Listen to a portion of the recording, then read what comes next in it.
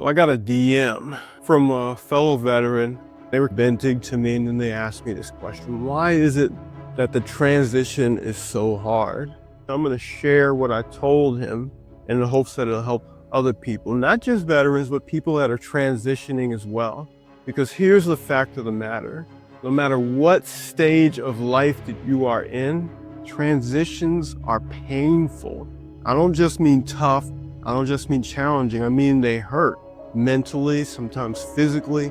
Transitioning from one phase to another is painful. When you get out of the military, it's like you're dropped off into a barren desert. All your structure, all of your support, all of your comrades, all of those different things just disappear or take on a new form. And you're left with all of that, having to figure out what to do next. Every single transition is that way. Weight loss journeys, nutritional journeys, the journey of healing from different diseases, the journey of taking over your mindset. It always requires a transitioning process. And one of the things he asked me is, what can I do about that? How can I make it faster? How can I make it easier? So let's get into that. How can you make your transitional process faster? It's all about what your perception of that transition is. Some veterans got out of the military and they were excited about the next step, about the different things they could do, different things they could try, and they kept their mind pointed in that positive direction and kept looking for those things. They usually do well. They get into a job market, they begin to learn to unravel that military BS that we got dropped into our brain. But there's a low percentage of veterans that go that way. And that's why. Because the other majority of veterans, once you get out, you are shocked at how much you miss being back in. Your perception is it was much better in the military, or I miss the good old glory days. And you are still in your head like, I wish I could go back there. That feeling of hanging with my buddies, even on deployment, where the threat of losing my life was real, it was still much better for me. You are looking at things from that perception, like, this is tough. None of these civilians get me. I don't seem to have that many opportunities. I'm struggling with PTSD. I can barely function right now. When you look at it from that direction, the transition is longer and is more painful. If you don't learn anything else from this video, the big secret about transitions is this: it's all about going through some suffering and changing your perception of how you see it to skew it in a more positive direction, getting excited about what can happen instead of dreading it. You want to surrender to the process. We fight the process of transitioning out of the military. We get out and we're like, no, I'm still a soldier. I'm still this, I'm still that. When the fact of the matter is you aren't anymore. You're not a military active duty soldier.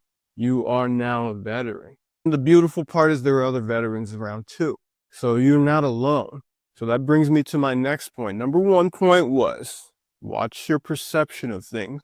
If you're skewing everything to the negative, understand that it's going to be a lot harder to transition and it's going to take longer. We want to do this faster and with less pain. Fix your mindset. Number two, understand that you are not alone and start looking for organizations, start looking for communities, start looking for groups, look for teams that you can relate to and join them.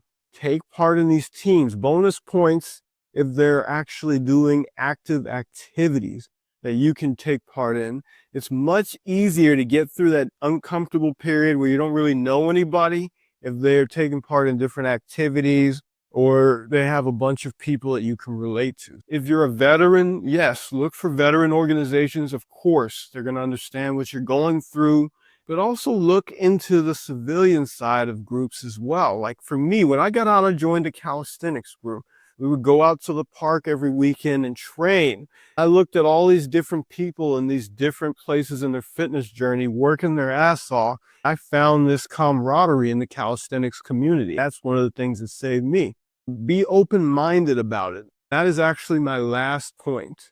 The last thing you want to do if you're going through a tough transition and you're feeling all this pain, you might even be close to wanting to give up, is be more open-minded.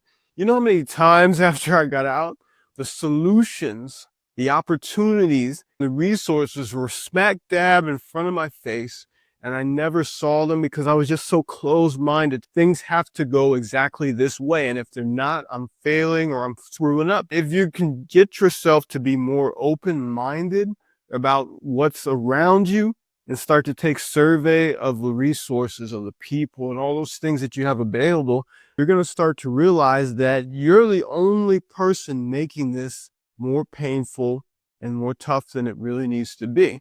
So recap. Number one, shift your perception about what this transition means. Get excited about it instead of dreading it. Number two, find other people in the same boat or having made it through this already. Get into veterans organizations or any other organization and join them and get yourself out of the house, off the couch, out of the bed, and out there amongst people, even if you're struggling with PTSD. And then the last thing that I want to make sure that you understand is that you have to keep an open mind. The military teaches you to keep a closed mind for a reason, because people could lose their lives if you don't. You literally have to be able to take orders and execute.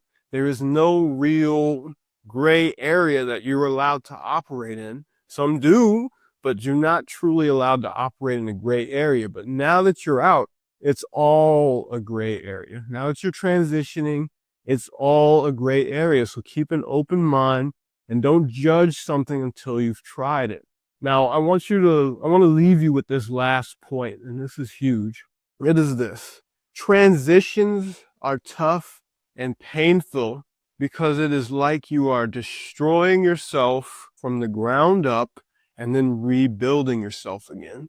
In nature and in anything else that you're going to deal with in life, it always requires that you scorch the earth, you destroy something so that you can build it up bigger and better and build it up with more adaptation to whatever the new environment is. Look at all the examples that are shown. Forest fires. After a forest fire happens, all of that ash, all that burned material goes into the soil and becomes nutrients for an even stronger forest and even more plant life that just sprouts from that. You know what I'm saying? These storms that cross through everything that we're dealing with, thunderstorms, hurricanes, what usually comes after that? There's always a calm after that. There's a phase of rebuilding. And even though these storms are horrible, they take human lives every time and they destroy property and things like that. One of the things that happens after and during a storm is it brings people together. It brings people together. Every single tough transition period has that, where there's a vacuum created by all the pain and things getting destroyed, and it gets filled with something amazing, the spurn of new life, the togetherness, the connection. All these things come from that. So understand that your transition has to be looked at that way. It's tough, but see the way forward. Hope that helps.